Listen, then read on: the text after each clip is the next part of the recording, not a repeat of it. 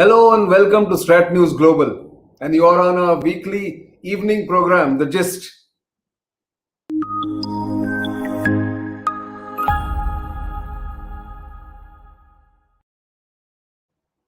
The Gist, as you know, is our live programming Monday to Wednesday every week. And we start this week with a special program on a long forgotten or a distant outpost of India on the eastern seaboard, the Andaman and Nicobar Islands. I am Nitin Gokhale. The Andaman and Nicobar Islands, closer to Southeast Asian countries like Indonesia and Thailand, is something that, in fact, if you look at the map, is closer to Indonesia and Thailand than the Indian mainland, is in the midst of massive changes thanks to a focused attention to improve infrastructure, establish better connectivity, and usher in green and sustainable development across what can be termed as India's Eastern Sentinel. On a recent trip to Port Blair and beyond, I had an occasion to understand firsthand some of the projects that are under implementation and some others which are in the planning stages. And to discuss with me all of these development programs, I will introduce the guest a little later after telling you what exactly is happening in the Andaman and Nicobar Islands. I have a special guest. Let it remain a mystery for a minute or so, and then I will come to you. But if you look at some of those projects that are under implementation, the Andaman and Nicobar Islands are getting a makeover, and some of the projects are already implemented, like the optic fiber connectivity between Chennai and Port Blair, which has become operational very recently, about 6 months ago, improving telecom connectivity. Two bridges on the Andaman Trunk Road at the Humphreys Creek, for instance, are under development, under construction, and will be completed very soon. The Diglipur Airport has been allotted additional land for extension of the runway. The Pavan Hans helicopter service is being expanded and improved for better inter-island connectivity, although of late there have been some issues about the boats connecting the islands not operating at full capacity. Then there are, of course, tenders floated for operation of seaplanes, for tourism and carrying tourists from Port Blair to smaller islands like Havelock, Neil, and to the north at Diglipur and other places. There are project reports for a marine highway which are under preparation, 80-kilometer of marine highway. That will bring in much more development for tourism projects. There are private-public sector joint ventures on tourism at 4 different places. One of them is already up and running in Havelock. The integrated airport terminal, a new one at Port Blair, is expected to function by year end. We have some of those visuals coming up for you a little later. And if you go further, the optic fiber connectivity to other islands are also coming up. Regulatory framework is in place for direct trade from Southeast Asian countries to the Andaman Nicobar Islands and then going into Indian mainland instead of the other way around, that the ships would come to the Indian mainland and then come to Andaman Nicobar Islands. Export clearances for marine species has been established at Port Blair. Also ship-to-ship transshipment customs post at Port Meadow, north of Port Blair, is already operational, and some of the goods, especially construction goods, are coming from Southeast Asian countries to Andaman directly. As all of you know, the restricted area permit has been removed so that more tourists can go to some of these islands which were out of bounds, especially foreigners now can go to Havelock and Neil to begin with, and then slowly to the other islands. And this is where the Andaman Nicobar Islands are getting a makeover. And to discuss what it means as far as India's Look East policy earlier and now Act East policy, and also Indo-Pacific policy is concerned, I have with me a very special guest, Mr. Shakti Sinha, familiar face on Strat News Global, and a former chief secretary. For many of you who would not know, He was a former chief secretary of Andaman Nicobar administration almost a decade back, but somebody who has kept in touch with developments on the islands, who I call the outpost, now turning into springboard to India's Act East policy and jump to Far East and perhaps the Indo-Pacific. Welcome to this program, Mr. Sinha. Thank you. Thank you, Nitin. It was a pleasure to be here with you. Thank you. When you were there almost a decade ago, I think the planning and the plans for Andaman to be developed into various, tourism projects and otherwise connectivity were already in the offing. But of late, that implementation has speeded up. How would you look at Andaman Nicobar Islands for a benefit of our viewers? How would you describe Andaman Nicobar Islands? You were very right in your introduction when you mentioned that if we look at this location, it's so much closer to Thailand, particularly Indonesia, and it actually extends India all the way there. So India's eastern coast is not Kolkata to Tuticorin that we think of it. It is India's eastern coast and is right there, 1,000 kilometers to the further east. And this is a leap of imagination that Indian policymakers had great difficulty thinking. I was there earlier in the 83 to 85 period also. And the whole attitude then was, how do you protect this? So don't allow people to go there. Now, you can legally stop a legal person going there, right? Can you stop an illegal person coming in? The answer is no. So I think what we're now seeing is this new attitude coming about, accepting the reality that this is India, and for India's defense and for closer economic ties with ASEAN, with countries further east.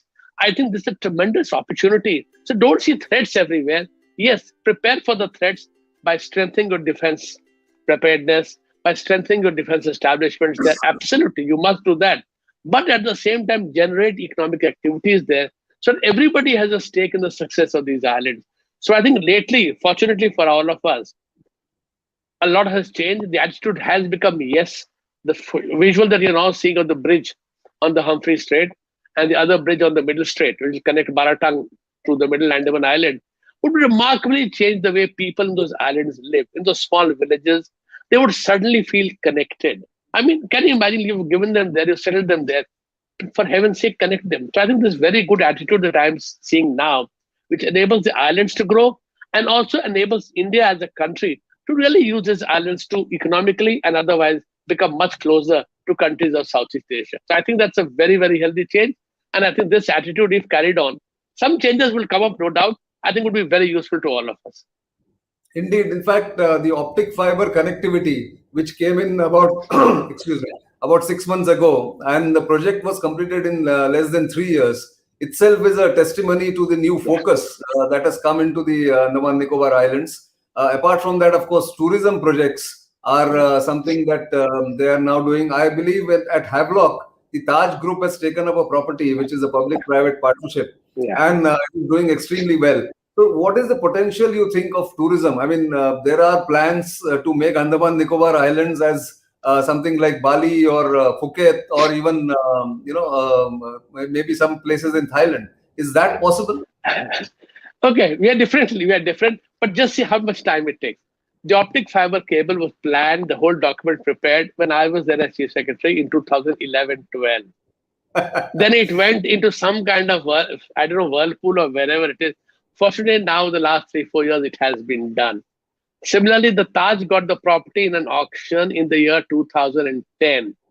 The whole attitude then in government of India was no clearances were being given. The French company, I think, I can't remember the name, got the prospecting license for gas. They got the prospecting license, but ultimately they did not get the go-ahead to move ahead. That is changing now. Now, the potential is tremendous. We'll never be a Phuket or a Bali. Bali has cultural aspects. Phuket has other aspects with India it will be impossible to do. But by making it easier, you did mention the removal of the RAP, the restricted area permit. It's so much better to allow Indian citizens access to their own country and to allow foreigners there. Listen, if you want to handle spies, use counterintelligence. There are other ways to do that. Do not impede the movement of people. Nicobar is a tribal area and we should protect them. Nicobaris have been asking us, please allow tourism to come. We too want to benefit. We have beautiful beaches. You can do water sports. If you go to Nankauri Harbor, it's the most beautiful harbor in the world. two narrow ends. Inside is a calm, big lake. The amount of water sports you have there. You can play golf in front of the lovely islands like Teresa, even in Kamota. You have those lovely, very lowland rolling hills. You can convert them, and I'm not saying damaging the local culture. In fact, integrating it to some extent, like Bali has done, to allow the local people a much greater agency in their own futures. I think that is the way ahead because the potential is immense. We'll never get 5 million visitors. Okay with that. We'll only get 1 million. That is a jump of 10 times. So that is the kind of potential that we have. And we should leverage it. We should leverage it. What are you hiding your potential for? And as I said, the more economic activities you have, the less illegal activities will take place because there will be people everywhere. If you leave a place uninhabited, you can have illegal activities, nobody will come to know. For heaven's sake, allow legal activities, permissible legal activities. Absolutely. That's true. In fact, the one change that I noticed from my previous trip in 2018, and of course, when you were there in 2011, is that we used to say that Andaman and Nicobar Islands are a group of 526 islands. In 2017-18, ISRO actually did a survey on behalf of Government of India and came up with a number 826 islands in Andaman and Nicobar Islands, out of which only 31 are inhabited. Your point about not keeping the islands empty or bereft of people. Under wraps. You have such a large number of uninhabited islands there.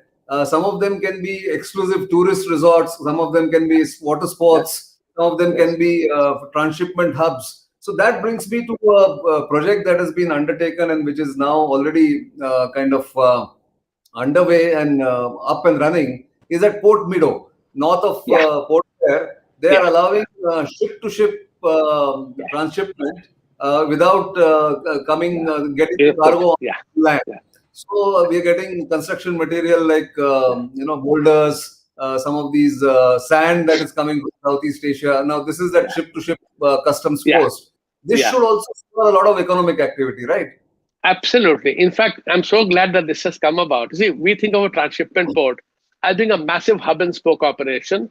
The ships come, offload their cargo, the mother ships, and then the smaller ships load them on and take them to the Indian motherland or to the ports on the western side of Thailand and Myanmar, etc., which is good enough. No doubt that is true. But you can do what is happening now at Port Meadow, which is a ship-to-ship transshipment. And that without really investing in infrastructure, without waiting 5-7 years, this is a low-hanging fruit. This has to be done. The largest ports handling Indian cargo in the world, none of them are in India.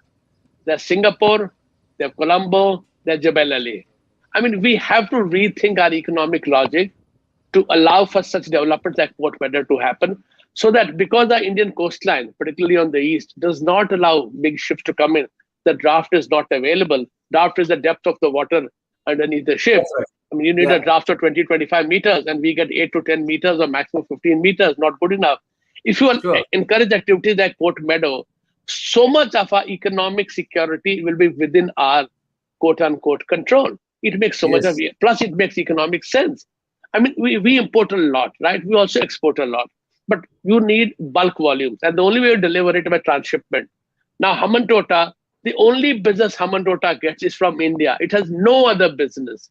Exactly. So we are subsidizing, in other words, the Chinese port, right? Why can't you encourage activities like Port Meadow, which would generate jobs on the land? Incidentally, the ships may be out in the harbor, but the people running the port will be there. The shippers will be coming in. You need smarter banking. Now, as you rightly mentioned, we have very good internet. Internet connection is there. Plane connectivity is there. Quality of life, clean air, water. It's amazing. You can really generate healthy economic activity, which is good for the islands, which I always stress, but also very good for India as a country. So I think activity like Port Meadow is something I'm really fascinated about. In fact, that also reminds me that at Great Nicobar, there's going to be a bigger transshipment hub. And I believe that land is in the process of being allotted for that transshipment hub, which will take away India's traffic, now goes to Colombo and Hambantota, to come straight away there. And then even the traffic from coming from Far East and Southeast Asian countries will come to that place. It will take a decade or so, maybe, I don't know. But the planning has begun there. Also, the airports. You just saw the airstrip and the new airport terminal coming up at Port Blair. Port Blair. Now, once it starts being operating in December, as it is, even during COVID times, just now when I went just last week, at least more than a dozen flights were coming into Port Blair and going out of Port Blair. The airport was chock-a-block with tourists, despite COVID test on arrival. Random tests, people were coming in. So there is a hunger for even domestic tourists getting into Andaman and Nicobar Islands. So, in your view, the RAP removal or RAP is one, of course, enabling provision. But water sports and other tourism activities, Absolutely. how would we should develop? Can some islands be designated only tourist spots? Yeah, I think I'm so glad you asked this question. You covered actually in the description also so much. I mean, many of these were in the offing for a dozen years, even longer. The transshipment port, a full proposal was made and sent in 2012. Hung around for years. It takes time, no doubt, to finally process it. Some changes are required to be, but that has been done. So I'm so glad to see that the real physical transshipment port also come about, which itself will actually encourage tourism. Because you need a much bigger airport at Campbell Bay. Campbell Bay is the only place in India we get waves of 12 feet and 15 feet. So you can actually do surfing. There's no other place in India, anywhere, that you can do surfing. Campbell Bay and Great Nicobar, you can actually do surfing. You know, the related activities, so don't see just tourism as such. If economic activity comes up, hotels get built, people, because, tourists need decent accommodation and then they need something to do. Water sports can be done at so many different places, different kinds of water sports. It is possible. There are places and places, Long Island is an example, not very far from Port Blair, very little habitation, lovely beaches, Lalaji Bay, etc. You can build resorts in one way, make it exclusively a tourist kind of a place so that the people who fear cultural contamination, they need not fear. We are doing our best. So there are enough spots that you can develop purely for tourist purposes, islands in the north, right at the entrance of Diglipur Harbour, or just outside Maya Bandar. Lots of places you can more or less designate as tourist zones, allow decent hotels to come up, the airports to come up. And if I can criticize one thing about the present attitude, and it's productive criticism, is that we are not thinking big enough, ambitious enough. Forget helicopters. Helicopters are expensive, mostly single engine. I mean, use water planes, use regular planes. Regular planes, you have an airport at Diglipur, Port Blair, you're making one in Hut Bay, that will take time, no worry. Car Nicobar, your regular airstrip, full length, and Campbell Bay. You are able to link up and have a regular schedule. Yeah, absolutely. And once you have seaplanes, which some period we had, you could link up Neil and Havelock, Maya Bandar, Hut Bay, Little Andaman, and Kamota and Nankauri in the south. From Car Nicobar to Campbell Bay, you can do that. You have completely opened up the islands and our minds to what is potential. Think big, think ambitious, realize that because Port Blair is and Andamans is geographically limited in terms of accessibility, it takes time to develop project. So therefore, you need to start now if you want to do something 2 years hence. And therefore, we must think ambitiously, keep the island's interest in mind, the villages. The fact is, all young people who study leave the island. There are no jobs anymore. The government is the largest single employer. You have to create economic activity in these islands for these islands to be sustainable. And I think that is where tourism, hotels, and other facilities, sea sports, water sports, etc., will really generate a lot of local jobs for the people there. It makes so much of sense. In fact, there is one 4-point principle that has been adopted by the Andaman Nicobar administration. If you can get the second graphic that we have, I think that makes eminent sense about what the plans are. They are based on these 4 principles: green rating for integrated habitat assessment, lead or leadership in energy and environment design, green globes, and star ratings for each of these projects. So solar energy is being brought into this. There is also new concept coming up, which a lot of people are exploring. I sort of discovered there, work from anywhere. Because of the pandemic, there is a new trend now that software companies, those who can work remotely, they want to go to far off places with good internet connection and scenic beauty around them. They just want to sit there in those very peaceful places and do their work. So a lot of people are now looking to start those projects, homestay, maybe stay Yeah, yeah, on the beach or stay along the beach, something of that kind. So Andaman that way has huge potential yeah. in tourism itself. But there is Lots of also the homestays have come up. Lots of homestays have come up. lots of Absolutely. homestays have come up, and with the RAP gone and now the Yeah, airports also being planned, yeah, seaplanes tenders have been floated, as I mentioned. yeah, So hopefully, in the next 3 or 4 years, we'll have further development of Andaman Nicobar Islands. But if we have to look at the sustainable development, I think the balance between environment concerns and development will have to be always kept in mind. And yeah. I'm glad that these four principles are there. What would be your final comment, if I have to ask you about you spoke about big ambition or ambitious projects? We Yeah. should think big about connectivity to the Southeast Asian nations. What would you think should be done? What should be the priority?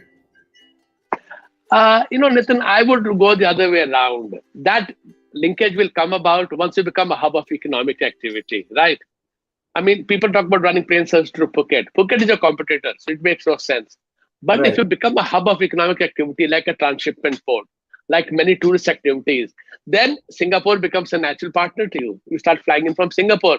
I mean, when I had to fly from Port Blair to Singapore, which is an hour and a half flight, I had to fly to Chennai. The last flight, those days were 12 o'clock in the afternoon, and take the night flight and reach Singapore the next morning. I mean, instead of doing it in 1.5 hours, it took me almost 20 hours to do so. But once you become a hub of economic activities, allow these developments to come about. And yes, you're right. The four principles are very, very right. You have to be mindful of the environment. You want a sustainable model of growth. You don't want to run down the place. Its very beauty should not be challenged, right? If you do any activity that spoil it, then it won't survive too long. You have to keep this in mind. Move to an energy. Today, you are fully dependent on diesel. Move to a Exactly. different energy model, which is a hybrid model, which enables you to use diesel when required, but go off diesel when you can do without diesel. So you have to, when I think imagination and ambition, I did not mean make a 20-story building. My meant was get out of our No. paradigms that restrict us to small activities. Think of things which are really changing, which will really enable the place to economically become far more of a lively hub, so that, and I'm so glad you mentioned it, people in the IT industry can sit in Port Blair and work for a company not just in Mangalore or Hyderabad, but in San Francisco and Minsk. I mean, that is the kind of hub you can become. Nobody can complain because it is not energy intensive. It's a small activity, but has massive spin-offs in terms of decent housing. You'll get good schooling then when people start living there. For young children, you get good schooling there. Hospitals are decent, but you can have more facilities. So once you become that hub of economic activity, Southeast Asia, Sri Lanka, or anywhere else, then becomes a natural flight path to occur. So you need not worry too much. You have done the airport already. You're building the other airports. Campbell Bay becomes a transshipment bay. Why would I come to Port Blair? I'll fly straight to Campbell Bay. So this is the Absolutely. kind of mental changes that I'm seeing it happening. I'm so glad Niti Aayog has done a tremendous amount of work on this.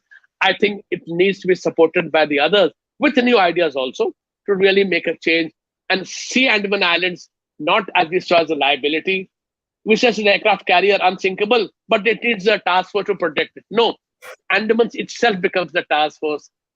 Looking forward, that is the kind of Andaman Islands that we should look forward to.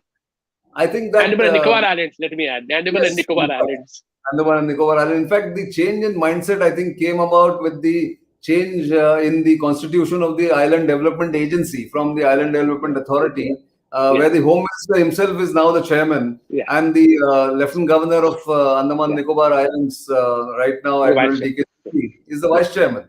So yeah. he has a wide-ranging, empowerment Executive as pulse. far Yeah, as developments are yeah, concerned. I think that big change has come. One final thought. Andaman Nicobar Islands also are very fertile land, and maybe some yeah, agriculture activity, some commercial crops, yeah, yeah. whatever that thing suits the soil, could also be thought about, I guess, going forward. You know, I must tell you this. This is such a sad story. In the early 80s, I'm talking about 83 to 85, local agriculture institutes had developed so many things which could grow there, commercial crops. But because there was no market for them, now Great Nicobar, the ex-servicemen were producing lovely vegetables. They couldn't sell it to Port Blair because shipping services were defective. North Andamans, amazing vegetables. Most of the islands are hilly. You can grow pepper, cardamom, so many stuff you can go there, commercial crops. But because the marketing links are not there, people grow paddy, and paddy you can grow anywhere in the country. Yes. And Andaman's Yeah. requirement of paddy is very small. Okay, where nothing else grow paddy. But where things on the hill slopes where you can grow so much of commercial crops, once you provide the market access, suddenly, so it's a holistic development. You're not only looking at it from one perspective, also looking at it from the perspective of generating very good, wholesome foods. As I said, coffee can grow there, even rubber can grow there. But more important, pepper, cardamom, Javitri, Jaipal, all those crops can go really well, ecologically sustainable, and it retains the gene pool available in the islands. So you don't lose the gene pool. You can further the gene pool and get better crops going, looking at the forward. Absolutely. Very good point. On that note, I think let me end this program, and thank you very much for such a in-depth knowledge and information that you have about Andaman Nicobar Islands. It shows how passionate you are about that area. We were lucky to have you on this program. And to our viewers, through this week, in fact, over the next 3 or 4 days, we will bring you different aspects of Andaman Nicobar Islands, the Andaman Nicobar Command, the defense, the progress and development in the defense sector that is happening in the next couple of days. So do keep tuned in to Strat News Global. You know where to watch us on the YouTube channel. Like us on the YouTube channel, subscribe to our YouTube channel, and of course, all our social media handles are live. Do follow them and keep sending your feedback and comments. We welcome them, and from there on, we can build on some of the suggestions that you give us. Until the next time, it's goodbye.